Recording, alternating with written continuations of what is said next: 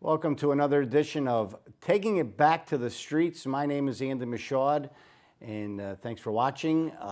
Each and every week we try to talk about local issues that are affecting the city of Waterbury, local politics, a big election coming up. And we're going to continue our discussion here with another candidate running for the Board of Aldermen. Rafael Feliciano is here. Thank you so much for coming down and doing the show today. Thanks so much for having me again. I was feeling nostalgic. Back in the day, I used to be here. I was, before, during the transition, saying how I used to come. I used to be the guy who used to pop in the tape for the old Taking It to the Street with Chris Kobasani, wherever he's in Florida. Hey, Chris, so watching you on YouTube. This is nostalgic for me. Brass City TV is important. Sky 13 is important. Thanks for having me. And I've been watching your show since you. Welcome back. We missed your voice, man. I remember back in the day when Jarjura and all them were in power. I used to just call it like it is. I saw your show last week with John. Even the first week with DG, I watched that show. I'm glad you're back in the voices. I miss you. I was hoping you made it to the ballot as well, my friend. And I hope you run again in the future. I really, really do, Andy. I think you and me on there will be double trouble. I don't know. I don't think they'd know what to do with us if we're on there, man.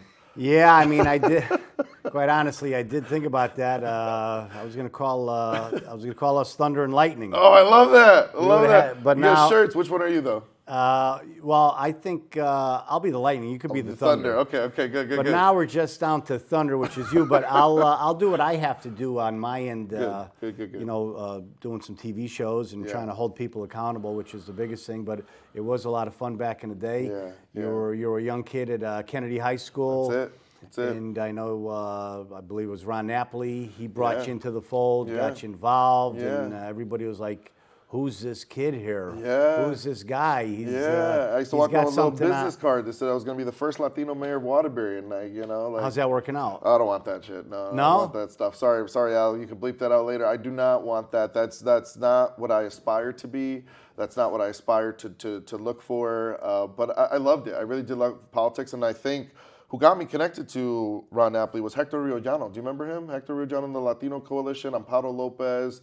There was a group of Latinos. I saw him all. I Hector unfortunately passed away a couple of years ago. May he rest in peace. But there was a group of Latino activists that started this group called Latinos Unidos of Waterbury. My grandmother was one of them. And they used to just go door knocking to get Latinos to register to vote because back then, we didn't have Latinos on the Board of Aldermen, Board of Education. We had no seats at the table. And even back then, Latinos really weren't welcome in the DTC. It's like deja vu again. I'm like, oh my God. And so we used to just go door knocking to tell Latinos to vote.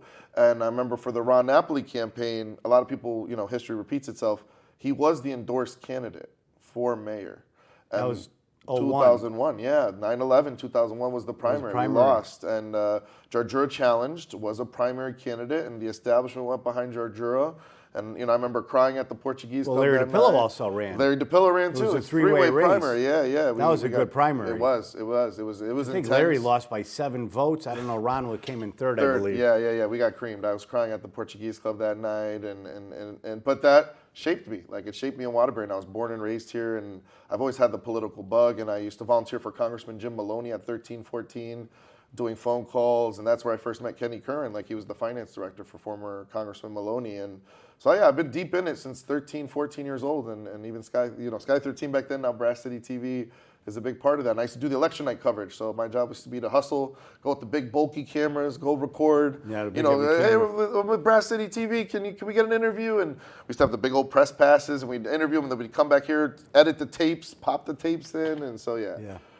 I understand. Where did you live? I assume that you left Waterbury and you were elected somewhere. Is that true? Yeah. So I was born and raised here in Waterbury. Love a Brooklyn neighborhood kid. Went to St. Pat's. What street you live on in Brooklyn? Well, we lived on Green Street and John Street, and then we moved up to Alder, and we lived in that same vicinity. Green and John. Yeah. Right. We used to jump the fence into the old cemetery Riverside. Back then, the caretaker would chase us out as the Brooklyn kids. But we grew up in Green and John. Lisa Velez was across the street from us. May she rest in peace. We used to go in her little community garden. We're part of the Brooklyn Neighborhood Association. Barnard still existed. Now it's adult education. Duggan was just run down. We just had the gym. And then we walked up to West Side, we walked up to Kennedy, and I graduated after high school, though I left the city. You know, like a lot of young kids, I moved, I lived in New York, I lived in Puerto Rico, and I lived in Massachusetts, and that's where I was elected 2 terms as a city councilor up there. It's a city about 40,000 people, highest concentration per capita of Puerto Ricans, about 50% of the city, and I represented a distressed neighborhood. You know, average income's only about 20,000, and I served 2 terms up there, and I shook stuff up there, and I loved it. You know, wasn't all peaches and roses. Were they happy to see you leave? Some degree yes, some degree no. You know, it's very public. You know, ran into some troubles up there and stuff like that, and you know that ended well, thank God. But I left. But I had great political experience. I shared with everyone. The president of the board of aldermen up there was a Donald Trump delegate. Give him credit. His name was Kevin Jourdain. Gave me the best, and you know I'm only sharing this because I watch your show. The best city council training of my life. Sat me down in a Dunkin' Donuts with Mike Sullivan, who was the other only new guy who got elected, and we sat for 5.5 hours on City Council Training 101 at a Dunkin' Donuts. The coffee kept flowing. It was a red folder, and he had 3 pieces of things in there. He said, this is the city charter. This is like the Constitution. This is hard to change. Voters have to change this every 10 years by referendum, right? Here's the link to MuniCode. That has all of our municipal ordinances. That we get a say in. Anything in MuniCode is fair game. You can file an order to change it. You can do whatever. But you need at least 8 votes to change any of that stuff. You need co-sponsors, and you gotta work within what we call the ring. You gotta get people to work together. You gotta politic, and you gotta convince the mayor, because the mayor still gets veto power, right? And then he said the last thing is, here's how you file an order. Here's the paper you fill out. You got to get it to the city clerk by this day. It's due by this time for it to appear before the agenda. And he said some aldermen try to be sneaky and late file on the day of. We only allow 7 of those on the day of. Here's your last piece of paper. Here's our aldermanic rules. This is how we play. This is how we govern. This is how we do stuff. These rules are set by us and us only. We only need 8 people to change these rules. This is our document. Kevin Jourdain, give him all the credit in the world. So when I move home, naturally, and I do all this politics stuff, those are the things I look at. City charter, our ordinances, and our aldermanic rules. To my surprise, like you're saying, a lot of it's top down. It's all coming from the administration. Whether it's the previous administration or this new administration, I want the aldermen to truly just be a deliberative body, a body of the people they get to legislate and stuff like that. And I have a little journal and notebook of all these laws and ordinances that I want to file. Some of them are from people that I've just met on the trail. Some of them are just, there was a lady sitting that last Monday night's meeting who said she sent a letter to the city clerk for 7 ordinances that she wants to see get passed. I'm going to file them. Whether they get passed or not, that's for us as aldermen to debate and discuss and go through. But at least it needs its shot. It needs its day in the light of a hearing or in court, like basically the court of the chamber of the aldermen, to see if it becomes a law. And so Holyoke, Massachusetts shaped me as a city official. I remember having to go back to talk to the people, like you're saying, if you're going to vote on something that's controversial, I voted my conscience, even if it was against my party, even if I was a no vote on something. And our alderman president lets you give the speeches like they do in Congress, like, hey, I'm going to be a no vote on this, and here's why. Or, hey, I'm voting yes on this, and here's why. And the president was almost like a respect of the power. He didn't debate. He didn't, get down and dirty with us. Even though he was a Republican Trump delegate, he cared about the power of the body and us and giving us all our fair shake, whether you were Republican or Democrat. And in Massachusetts, it's a little different. It's nonpartisan locally. So you don't run as a Democrat or Republican until you're a state rep or higher. Locally, my 2 times, I ran against another Democrat. So we were just locking horns. So, it's a real different ballgame So up there. they didn't have any kind of a set aside. You have to have so many Republicans. You have to have so many Democrats. Like in Waterbury, the most out of 15, the most you could have is 10. Nope, and we had aldermen by district. It was a little bit different composition. We had wards, but then we had some at-large aldermen as well, city councilors. So there was 7 wards, and then we had about 5 aldermen at-large or city councilors at-large that represented the full city. But no, there was none of that minimum requirement of one party or the other. In some neighborhoods, it was represented by all one ideological bloc. Others, it's another. But there specifically, it was a little bit more honed in that there was 1 alderman per ward. So I represented the 2nd ward. That was my ward. I was the guy down there. That was my neighborhood that I represented. Yeah. And it shaped me. I loved it. How do you think that is in Waterbury, that this minority set aside? Do you agree with that? I mean, what I love about what Waterbury did with aldermen by district, what I think it inherently did, and this is why I love reading charters and rules and everything, and I watched the whole aldermen by district play out from afar. Even though I didn't live here, I still would come in and do stuff here. Well, in you the have city. family here, relatives. Family here. Well, even when the Pulse nightclub shooting happened, stuff like that, I would still come down and organize in Waterbury. But I remember when Alderman by District happened, I saw when they inherently built in the minority structure of giving 5 seats to the minority. What I loved about what they wrote in there is nothing can pass without 11 votes.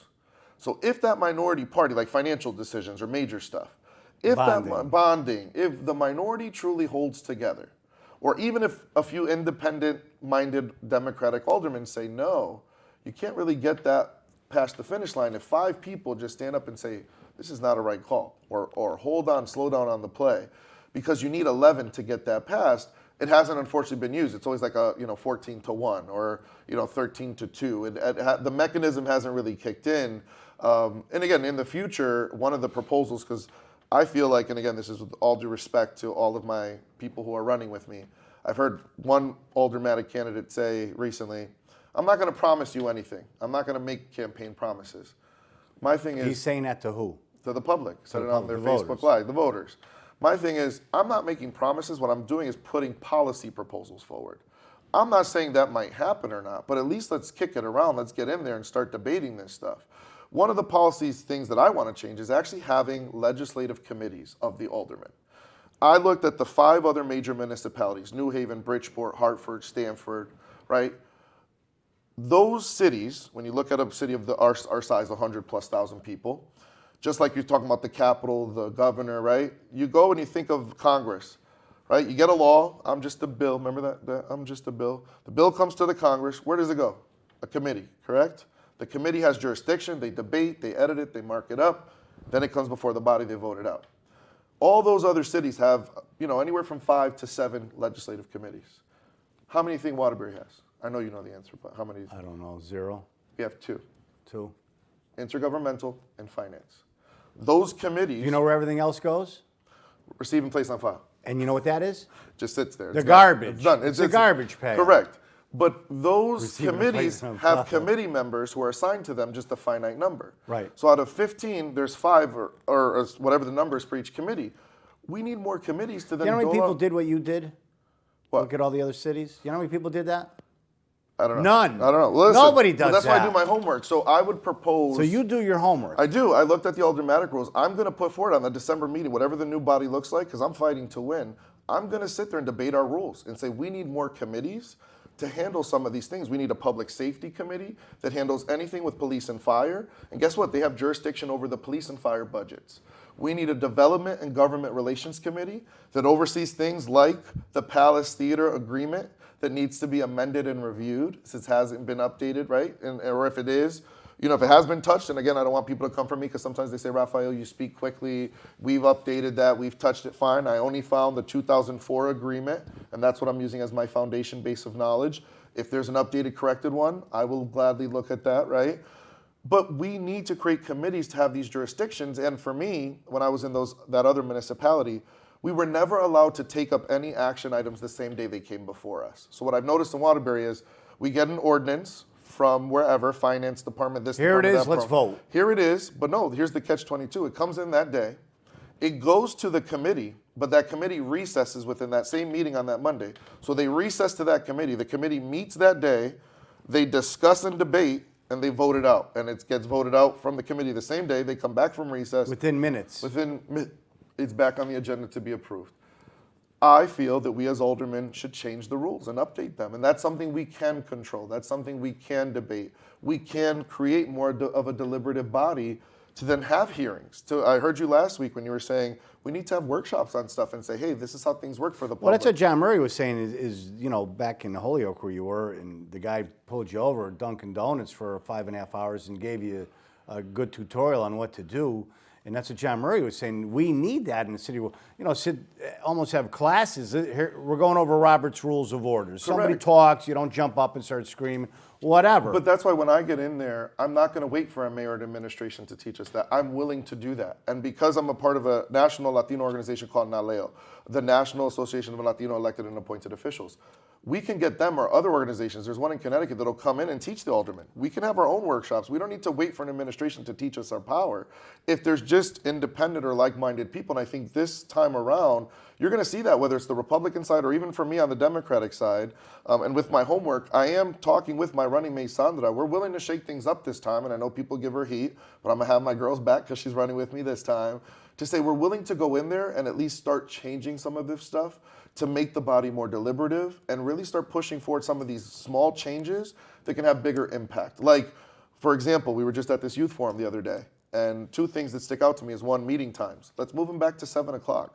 So guys like you or 7 others. o'clock. Yeah, I want to move them back to But 7. a talker like you, you'll be there till midnight. I don't care. Let's stay there till They midnight. care. That's why they vote so quick. I don't. They're like this. Listen. Let's get out of here. I used to sit in that Holyoke City Chamber time sometimes till 2, 3 in the morning. We'd order pizza. We'd order coffee. We're the deliberative legislative body. That's our job. So when we were at this forum, someone said, how do you make it more inclusive? My thing is, let's have hybrid testimony. So just like you could do at the Capitol right now, if there's an important bill, you can go online and register. You still have to register, right? We still make registration a requirement. You can click Zoom or in person. You could sign up. One of the comments that were made, well, what if 100 people sign up? We got to control that. My thing is if 100 people sign up, great, let them. We will sit there and listen to them. We got involvement. We got engagement. Let them. That's a simple rule change. If 100 people from Waterbury sign up to testify on something, we need to listen to that. We need to make sure that we're hearing them out. But we need more committees to tackle more of these deliberative legislative policies. So I'm sorry, I get excited about this stuff, and then people call me passionate. Usually I'm yelling, but I'm being nice to them. My team told me I got to calm down because I get that Latino It's still fire. early. I know. But you know what, though? That's why I'm thunder, lightning.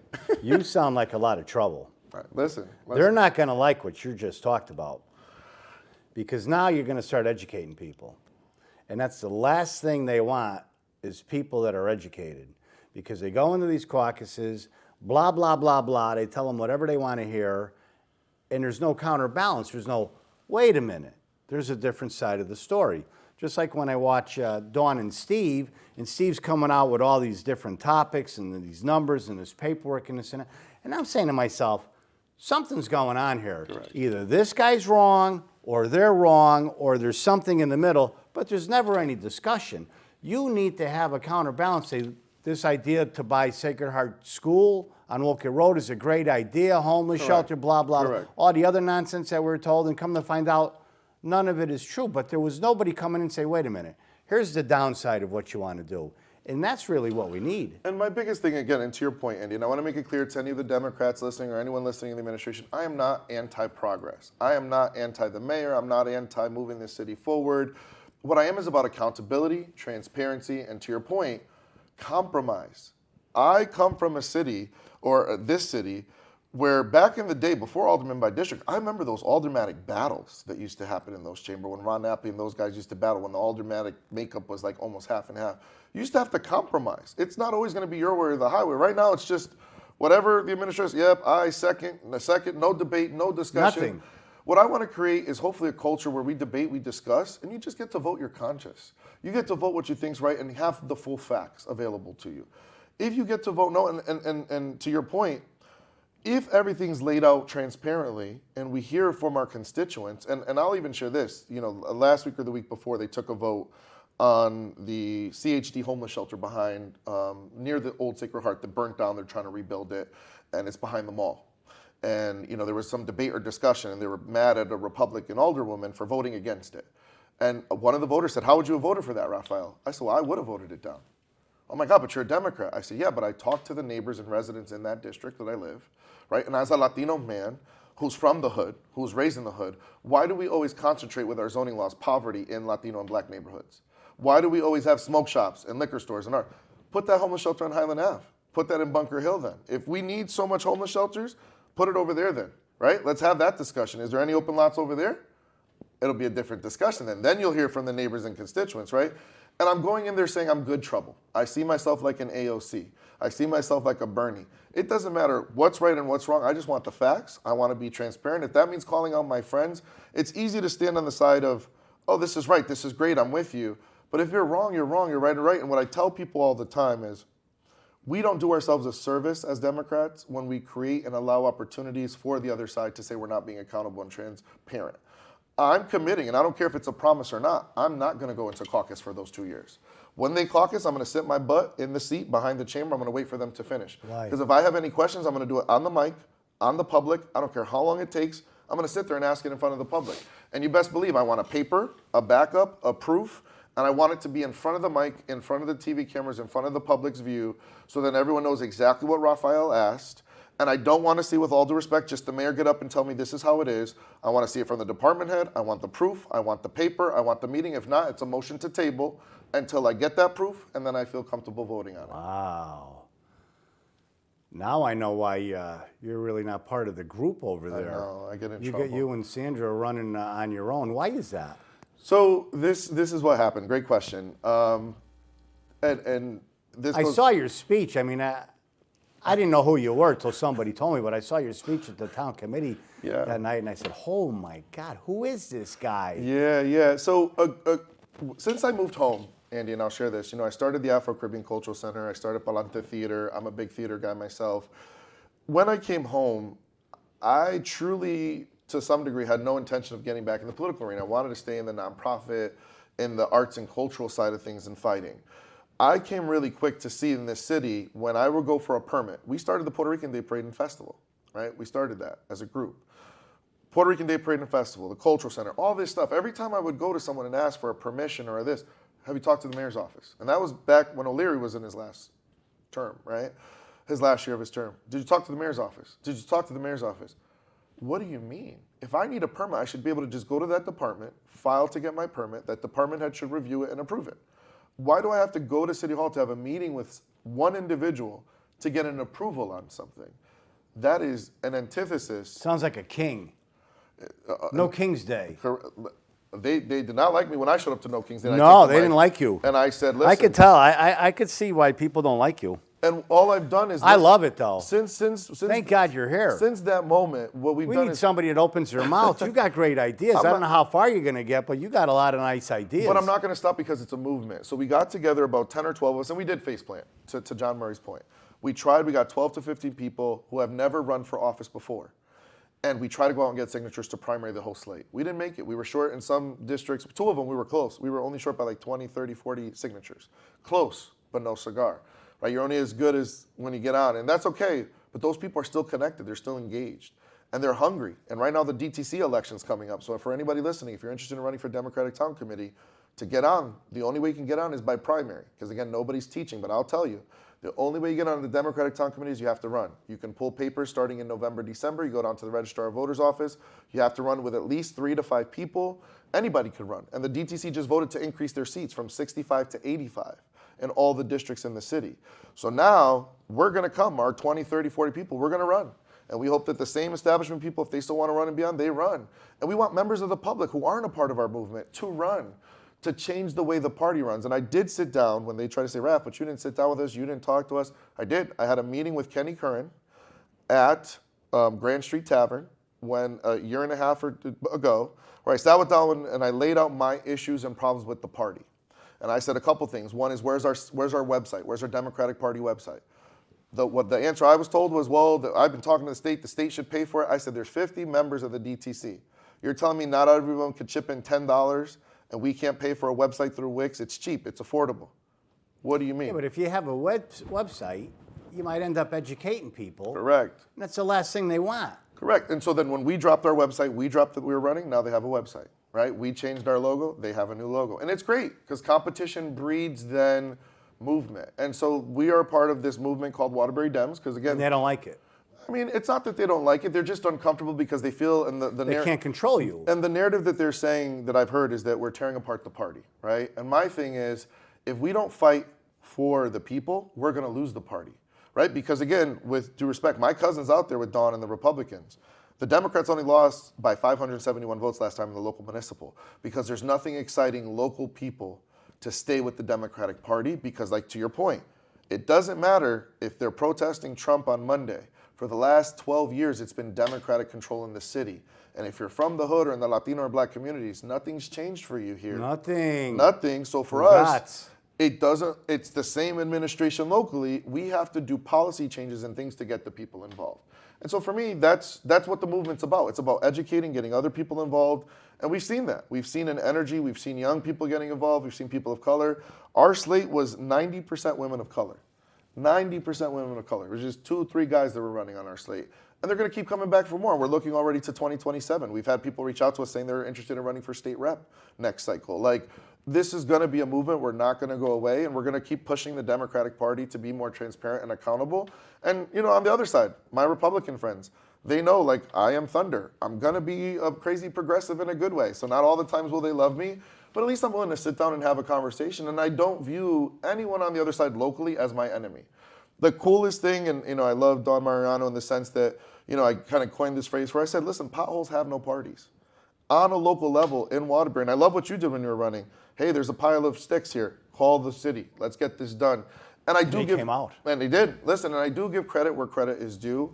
Whenever I do have an issue and I do call someone, they go handle it, right? But that should be for every resident and every individual. And it's just sad for me that as a result of this, there's been other casualties of war, like Geraldo Reyes, who is a lifelong Democrat, who is an amazing Latino. He's felt the iced out, right? Sandra McCarthy, you know, Martinez McCarthy, who, yes, you know, she's honest. She's been there for years. She's just gone along. She's told me herself, she's asked these questions. They say, no, don't worry about it. We got it. She's there with us now, starting to shake things up. And she's had to answer to voters at the doors who've been like, hey, where have you been? Why now? And those are honest questions that she's been answering. But we're trying. And one day at a time, one policy at a time. And hopefully I get on and thunder and shake things up. And I'm not going to be an automatic yes. And I think that's what scares people, is I'm going to listen, do the homework, do the research, and vote my conscience. Scare them. They're petrified. Are you kidding me? After all the stuff you're talking about, you want to do holding people accountable?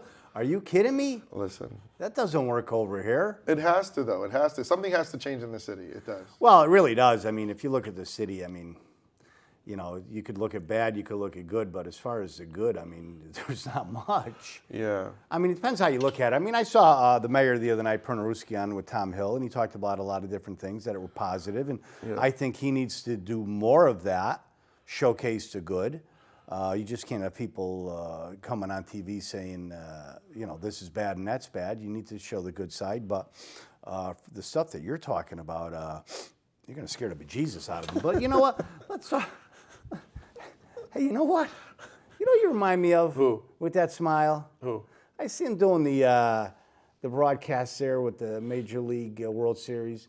You remind me of Big Papi. You know that? I'll take Look Big at that Papi. smile. I'll You take know Big what? Papi. You're going to be Big Papi of Waterbury. I got to get a shirt. Hey, Jerry, if you're out there, get me a shirt made up that says Big Papi of Waterbury. There you go. I'll take There that. you go. Big Papi, and he brings his thunder. That's it. That's it. That's it. Yeah. Well, let me ask you this, Big Papi. We're going to talk about the Palace Theater Yeah, for let's a talk minute. about the Palace. Now, I've been talking about this theater for 20 years. Yes, yes. And the theater is, they're not living up to the agreement that they have. They're supposed to be doing 100 shows, events, performances a year. They do about 30. Yeah. They fill it in with all this other little nonsense, you know, Yeah. jazz, which is good stuff. Yeah. But if you get 59 people for jazz and you got 2,650 seats that you could have sold out, not very good. Yeah. What's your thoughts on that? Yeah, so a couple things on the Palace. I'll share transparently. The Palace and Palante Theater, which is our black box theater company that I created, because to your point, I felt like theater in this, not only in the city, but in the state, is not really reflective of the community. So there's not enough shows that are reflective of Black and Latino people, period. So in that, I agree with you, right? So they're one of our partners. So we partner with the Palace, we partner with Seven Angels, we partner with the Bushnell, we partner with other theater groups throughout the state to say, hey, how are you making things more diverse? How are you shaking things up, right? How are you moving on stuff? Well, they're not. But to your point, they're moving at a snail's pace. I will completely agree with you, right? The Evie Queen concert that just happened, which one of my colleagues just shared, like, oh, it's happening in Waterbury. One concert does not equate to changes systemically to being more inclusive of Black and brown folks, right? Or to welcoming the Latino community. They have La India coming in December. I applaud that, right? But we in Waterbury have seen a huge South and Central American population. That's a different taste, right? We're Puerto Ricans. We like Evie Queen. We like salsa, right? It's different cultures within the Latino community. You can't do it as a monolith either, right? It's like saying Irish culture and music is different than Italian culture and music, right? You got to diversify, right? Like, And so I've met with Frank, with the Palace, and I'll just give you an anecdotal example of what I'm talking about sometimes about poor planning. They had the Evie Queen concert, right? And we partnered with them to help promote it, get people out there. Jerry went, a bunch of us went. How many people? Oh, that was packed. It was almost like I would say 2/3 of it full. It was like packed. The whole rafters was full. That was packed. That was packed, right? There was, but just to give you an example, there was a small fight, but there was like 25 cop cars out front after, I think they're ready to shut the place down, right? But That's what they're afraid of. yeah. Listen, but Why was there a fight? I don't know, something. I wasn't there. I was sick. As a dog, it was the same day as all that my sickness and stuff. But to that point, during the daytime, the special events department had reached out to me like a week or two before. They scheduled the exact same day an event with this woman named Lillian, who was one of the first Latina Puerto Rican Rockettes in history, right? And so my thing was to the special events team, hey, you guys got to plan better, because how can I, as the Latino organization locally, promote a Latino event with an important historical Latina figure? And that was upstairs in the Pole Light Club. They had only 4 people who showed up for that event, for this amazing historic Latina And that's woman. considered an event. Correct. So I understand everything you're saying. No, but that's to your point. That's what I'm trying to say. That should not be considered an event. But to your point here about accountability, I did my research on the agreement. Section 7, and I know you've read the agreement tooth to nuts, right? Have you read it? Under accountability, there's a couple of things that, again, as an alder, being transparent, I would like to call in the palace, and I would like to look back to see if the aldermen have received these things. So under Article 7, which is all about accountability, to your point, the Palace Theater Group is supposed to share quarterly detailed accounting statements to both the Director of Finance and the Board of Aldermen. I wonder, have they been doing that? Good luck with that, because that didn't happen. But we can file the orders to request that. Number 2, the budget is supposed to come of the palace before both the Director of Finance of the city and to the Board of Aldermen. That's section 7.2. Every 3 years, they're supposed to submit a business plan to both the Director of Finance and the Board of Aldermen. The auditor for the Palace Theater, the Board of the Palace selects it. They're to notify the Board of Aldermen, who have 45 days to review and object. If the aldermen object it, the aldermen themselves could put out an RFP and select or submit 3 companies from which then the board of directors can choose from for an independent audit. There's a deficit clause, a deficit curing clause. They talk about the initial state allocation. They talk about their fiscal year.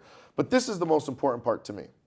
The board of directors of the palace, right? Because we're talking about, the alders, we have accountability tools. So one, I want to file an order to have the Palace Theater Group come before the Board of Aldermen and a Development Government Relations Committee on the accountability piece. Come in with your business plan, come in with your budget, your financial reports, right? Because you were talking about the staff.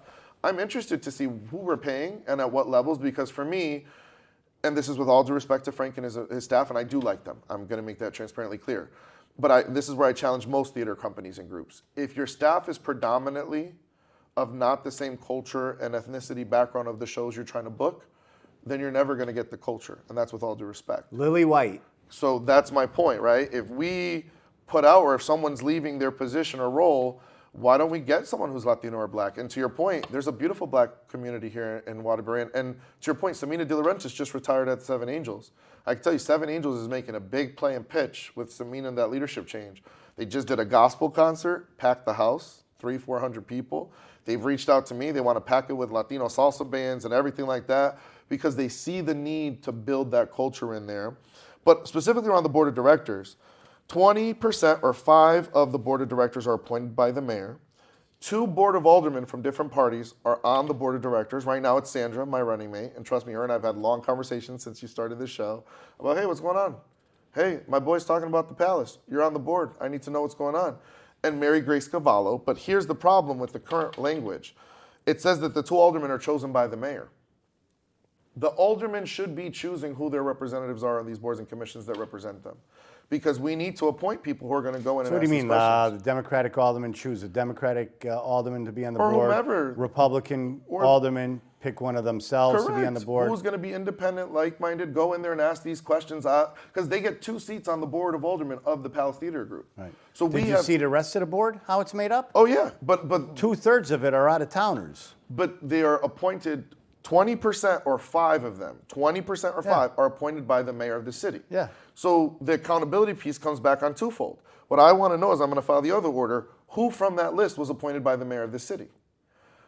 Who from that list was appointed by the mayor of the city? And these are things that in this host agreement, we can edit. We can control those things as an alderman and say, listen, the alderman would like to appoint 10% of these seats. The mayor can appoint 10, we get 10, and we choose our own representation on the board of directors to then start these accountability measures, right? And I know this is scary stuff. I know they're going to be freaking out, right? Probably. Well, dude, I'm going to tell you. I mean, you've been here for about 35, 40 minutes. You just pissed off all the Democrats. You pissed off everybody at the palace. And we still got 20 minutes left. But listen, it's not about pissing off. It's about accountability and transparency. And there is no accountability. And that's what I'm asking you, Big Papi, is they're not doing 100 shows a year. And I understand everything you're saying, and it has to be done. But my They're thing never is, bringing the to your minority point, community. and I saw this list and I looked it up as well. I want to see, okay, You saw this list? Where'd you find this? I've been also pulling it and stuff like that. From who? From the Palace Theater Group and stuff like that. They gave it to you? No, but I've been pulling it. I've been doing my own little reconnaissance missions and stuff. So anyways, what I want to know is what qualifies black and white, to your point. Let's spell that out in the agreement. What quantifies a actual event as a qualifying event? We need to spell that out in black and white, right? And we need to amend the agreement to spell that out to black and white so that way an event that only nets 3 to 5 Yeah, but people. listen, let's be honest here. We were forced, and I went through it with John Murray, and even before I did my own show, that the state forced us to take this group.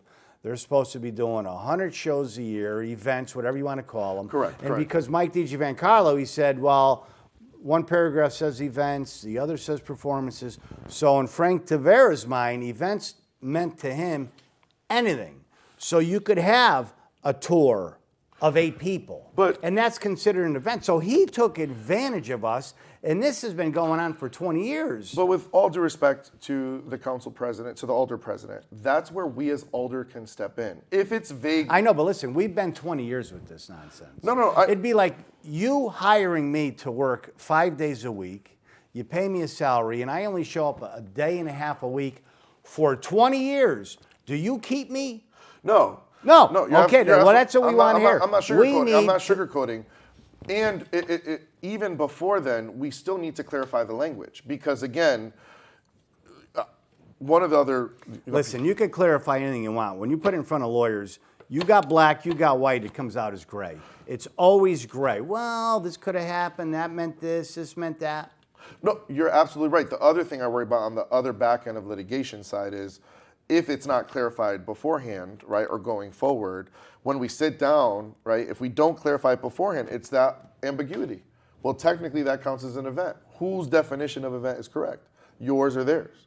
Ours, because they work for us. No, correct. But that's why ours, we have to set the definition as alders. We have to say. Wow, listen, it's pretty obvious. No, it is. To your point, it is, Andy, and that's what I'm trying to say. Like capacity percentages is a great example of that. If you're not hitting 50% or 60% plus, that's going to clear the house, that's going to bring the people in the restaurants, to your point about the study. I saw the study thing that you had mentioned, right, that was mentioned last week. Then how is it really bringing in that revenue, right? Well, because first of all, the city gives them money. Board of Ed gives them $250 a year. WAMS gives them $300,000 to $500,000 a year. They get about $1 million from the state. Then they go beg for money. They have fundraisers. They shake the can instead of doing shows because they're afraid of losing money. But if you look at their main act shows, the percentage of occupancy of the theater, I mean, My Fair Lady, they were at 37% occupied. Correct. 3 shows, 3 days in a row. And again, who stays in business at 37%?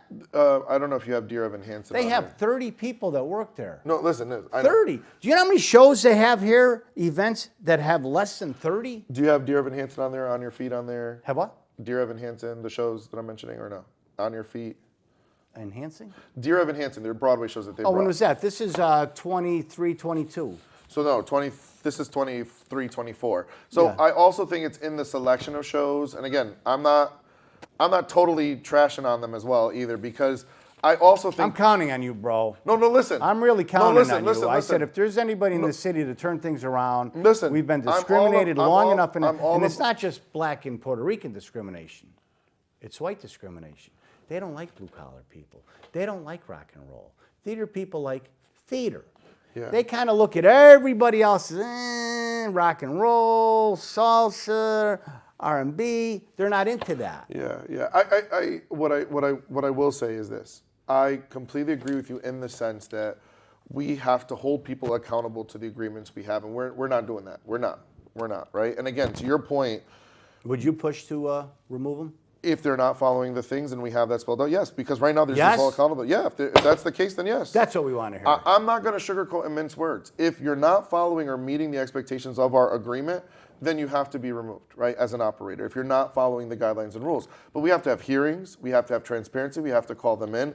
I'm not against that. You have to. We have to. And they don't know anything in the Board of Aldermen. Call them in. Everything that you said that they're supposed to provide, they don't provide it. But They haven't provided it in 20 years. That's my point. I want this data. Where's the last 3, 6, 9, 12? Where's the last 12 years while Democrats have been under authority? Where's the last 12 years of business plans for us to look at? Where's the last 12 years of data, right, for us to bring in the last 4 seasons of 100 events, show us the 100 events to ensure that someone like, and transparency. If you've hit your target of 100 plus productions or shows or events a year, there shouldn't be an issue for that, right? And let's explore that. What's the attendance percentages? What were the people that came to that?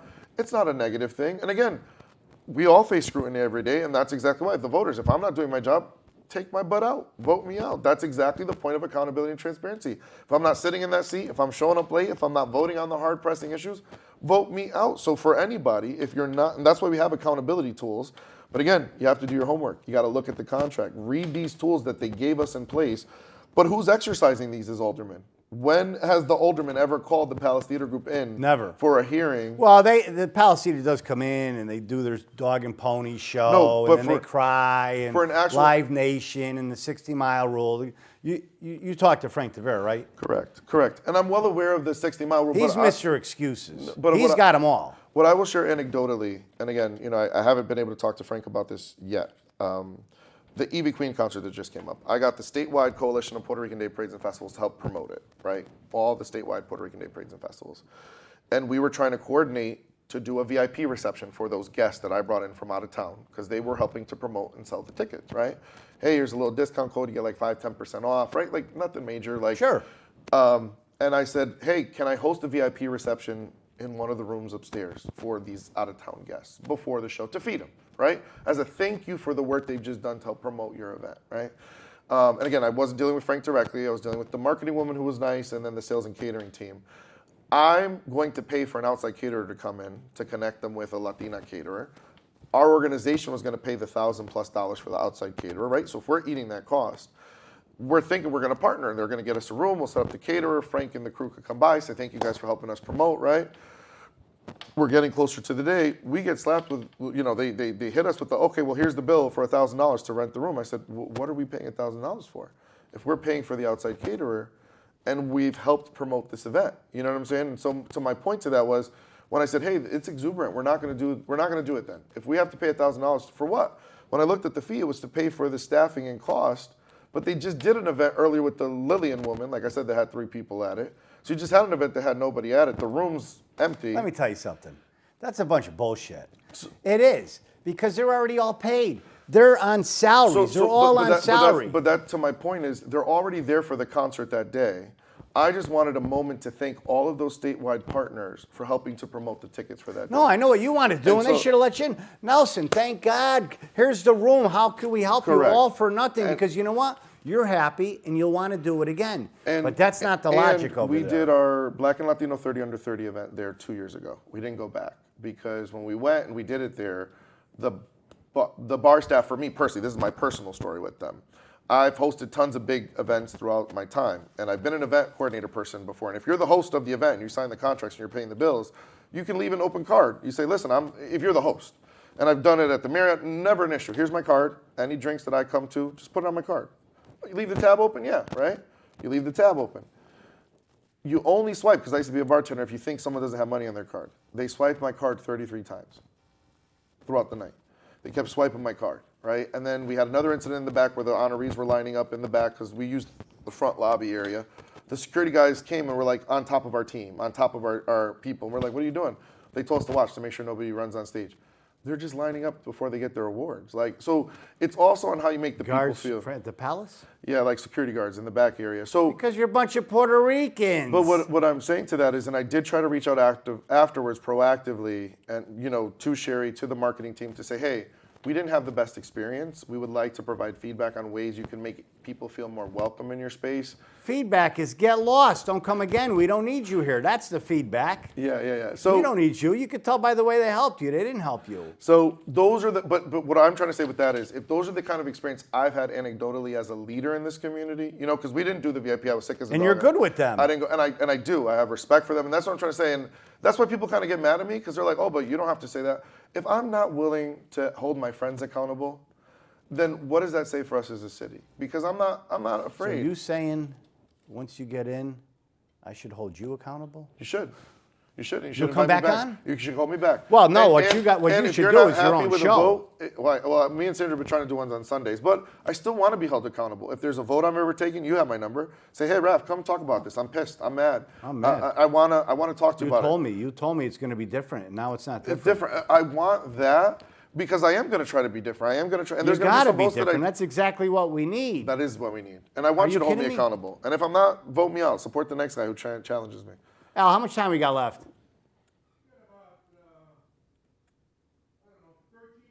13, okay. All right, well, we got through the palace here. One thing I wanted to mention to you, I was so impressed with, and I just stood around looking around, I couldn't believe it was the Puerto Rican festival that you had. Yeah. What a nice, all the old timers were there, Juan Miranda, Jerry, all the guys, all the old timers. And the way it was set up at Library Park, 2 entrances to get in. Yeah. You were checked, this and that. I didn't see anybody. I don't think there was any alcohol, was there? No alcohol. That's a good idea. Make it No a family alcohol. event. We make it a family It event. was what a beautiful. You know what? And I stood there and I said, today I feel proud to be a Waterbury based on Yeah. this event. Yeah. Hispanic, and it was just a great event. You did a great job. Listen, and this is one of those moments where we're going to have a moment of clarity and of gratitude. We would not be where we're at if not for, and this is one of those moments, I'm going to give him his flowers. I got to thank the mayor. I do have to thank Paul Prunaruski and his whole team. When Neil O'Leary, the SOB, would not even let me near having anything Puerto Rican Day Parade and Festival in his last year. No? Oh, no. Why? Oh, no.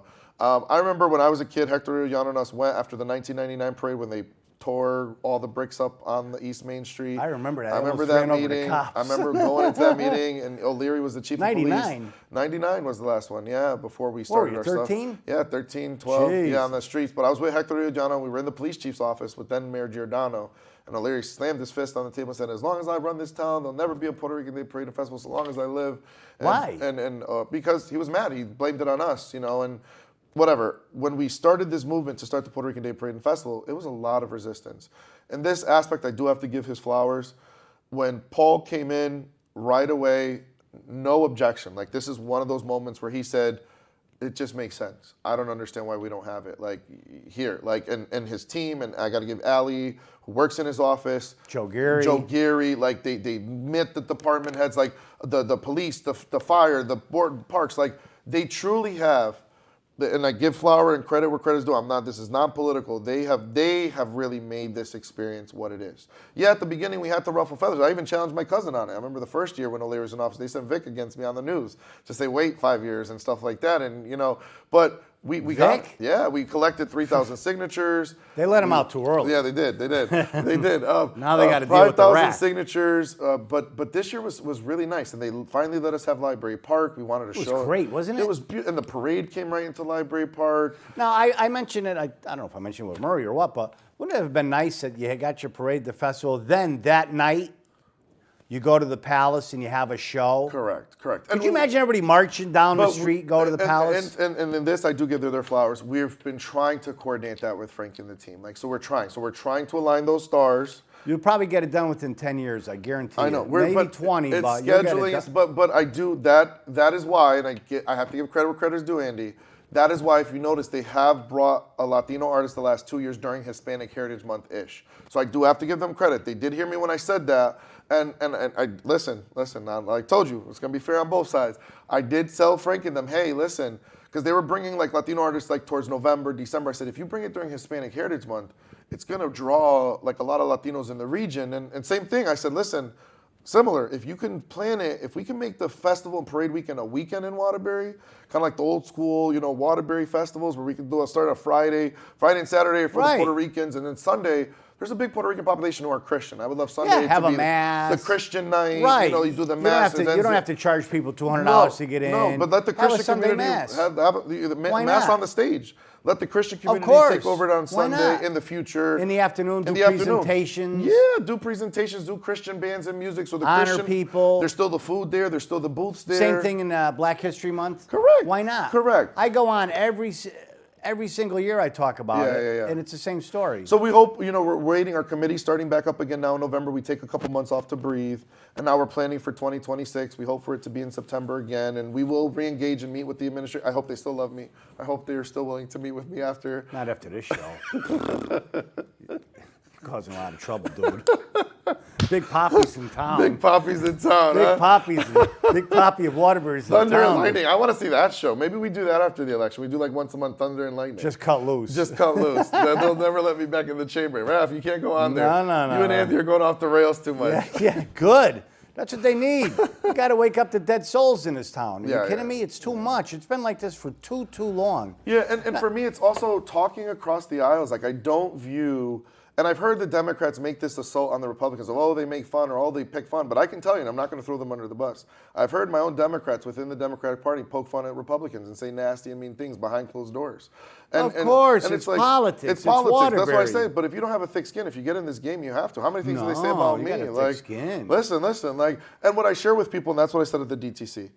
I am honest. I've been formerly homeless twice. I have been falsely accused of stuff, not guilty. I used to sell and do drugs. I've done everything under the sun, but I'm honest about it. Why? Because there's no skeletons. There's nothing you could say about me that I won't say about myself, right? There's nothing that you could possibly say about me that I won't say about myself, but I've learned. I'm not a knucklehead anymore. I'm in bed by 9 or 10. My mom lives with me after my dad and her split. You live and you learn. That's you live life. and learn, and I know that I want to move forward for a better city, and I just want the people to have power. I don't want it to be me or you. I want them to have the power, for them to come to the meetings and protest. I remember the old days when Larry and all of them, it was active back in the day. Politics was lively. Now it's just become this... It's like a morgue. Yeah. Hey, let me ask you this. I know we're running out of time. These different type of real estate deals that the city's getting involved in. I mean, they have the Oddfellows building. I mean, have you looked into that at all? I mean, you got some strange numbers here. You got the guy pays $900,000 for the building. He initially gets $250,000 from the city to help buy it. Then he gets a $10 million grant from the state. Then he says he puts $5 million in. He'll only do the deal if it's already fully rented, which you kind of came in. Then an 11-year abatement he wants, and right? Then he gets Then he gets a tax abatement. I almost forgot about that. Thanks for reminding me. Well, he wants it, but it didn't go through Well, yet. he's going to get it. Then he's going to get a tax abatement. And then he's going to turn around and sell it for a little more than $4 million after he's got 16 into it. I mean, does that seem weird to you? It does, including us, One Exchange Place. There's all these real estate development. One Exchange Place, St. Mary's, Sacred Heart Church. Now, my point is this. I know that the feds are in the state looking at some corrupt school deal somewhere, I don't know. But since they're already here, do you think it might be a good deal to maybe have them come to Waterbury just as a look-see? If somebody tells me that we'll give you $10 million and you could sell something for $4 million and you don't have to pay us back, is that real? Is that legit? Because if it is, I'll shut up. This doesn't make any sense. Mike D.G. Van Carlos said, the Exchange Place, we're going to be into it for $11.5 million. The good part is we want to sell it for $5 million. Buy high, sell cheap. Again, don't you think maybe the feds, just to look under the covers, on my what's list going of orders on? That I'd like to file, there's 3. One is I want a full list and accounting of every single bond we have requested or that we have pending or that we're paying on still. I want a full listing, and I want to make that list fully transparent and accountable to the public. Credit cards are we paying on? Because every credit card comes due. So yeah, we keep saying that that's what bonds exist for. Dude, you better go to sleep with one eye open. I'm telling you. I mean, want you to gotta see piss all off the a lot bonds of we have people. outstanding, all the bonds that we're paying on, all the bonds that are coming paid off on. That's accountability. It's accountability, number one. Number two, Transparency. Yes, I want to see all the properties that the city currently owns. What is our current property stock? What do we own? What do we have? What is under our jurisdiction? Why? Selfishly, I'm also going to file an ordinance that the aldermen need space to work out of. We need office space. We don't get a number 2 pencil or a corner. They want us to just come in every twice a month on a Monday and vote, yes. and vote and move out. We need aldermanic space, and we need staff to do our work as well, right? We need Staff? Yeah, we need staff. I will file an order to see if we get some staff in there, because we need people to help us research this stuff and look up some of this stuff for us, right? Because we're part-time aldermen. We still work full-time jobs. And then the third one is around these tax abatements, around these things of these economic development deals, which most municipalities have and do need. We need to implement sunset clause and take-back clauses. If you do these development deals, if we only gave Amazon a 5-year tax abatement, but we're giving another developer 11 years, there's a problem there. How does Amazon get 5, but a local developer gets 11? The math ain't mathin' for me. And so I want to know what makes Amazon more or less better as a developer to get 5 versus 11. And again, I know I'm going to get a call today. Someone's going to call me and correct me and try to say, Rafael, well, here's what. Great. Show me on paper. Show me the proof. Do your homework. Give me the paperwork. Give me the stuff. Let's go through that together, right? I'm glad. I'm willing to do that, but let's do that transparently in a hearing, in a meeting. Bring those city department heads in, and let's do it in front of the camera, in front of the public. Let's have a hearing, and let's hear from the public and see what they think. What's that word you use? You close all your Facebook posts with? Whippa? Whippa. Pa'lante. Siempre pa'lante. That's Whippa right here. Big Poppy of Waterbury. You're doing a good job, bro. I'm proud of you. Thank you, man. I'm You trying. get public school educated, Kennedy High School. That's it. Coming here to rattle the cages. You're going to piss a lot of people off, and we're all going to watch and laugh and have a lot of fun. God. So Oh my God. you're going to make people want to watch the Board of Aldermen again. And I want hopefully people to get involved. I want hopefully this jumpstarts everybody who wants to get involved, whether you're running as a petitioning, running as a Republican, just run. Just get involved. Shake things up. Don't wait for someone to tell you to get on a commission first, or run for office. Get involved. Challenge me. Primary me. I welcome it. It makes me a better person. Let's go. You got it. No, it's well, best of luck to you. Thank you, my friend. I really appreciate I know you. you're going to win. I hope I I'm earn rooting your for vote. you. Please vote for me, row A. I know Hope you're me and gonna Sandra win. get in. You're It's gonna- be you're tough gonna here. get My in cousin's there. out there doing his thing, man. Let me tell you. I it's saw tough. Vic today. He's dragging people off the sidewalk, bringing them in. The missionary center of the asking real how many adult Republicans kids want- they have, where they live, get them on the phone. We got to register them today. I mean, he's thirsty. Yeah. That dude is thirsty for some vengeance, and I don't blame him.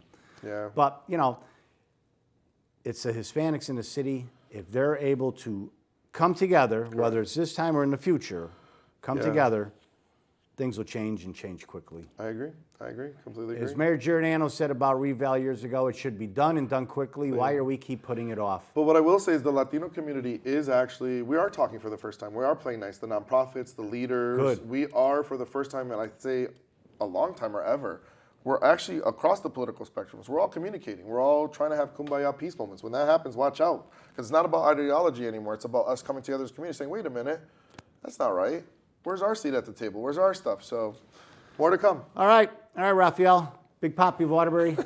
Thanks a lot for watching. I think maybe we'll go out for a nice plate of rice and beans. Yeah, or let's something. go. Where's your favorite Puerto Rican restaurant? Via Paraíso, right down the street. And again, check us out Sunday if you guys want. We have a live Facebook show, me and Sandra. This Sunday is our That's last right. one. So, live at 5 is what we call it. 8 Live o'clock at 5. on Facebook. Yeah, follow us. All right, once again, Rafael. Thank you so much. Thanks a lot Taking for it coming. back to the streets. Taking it back to the streets. Good show. Thanks a lot for watching. And we'll be back next week with another show.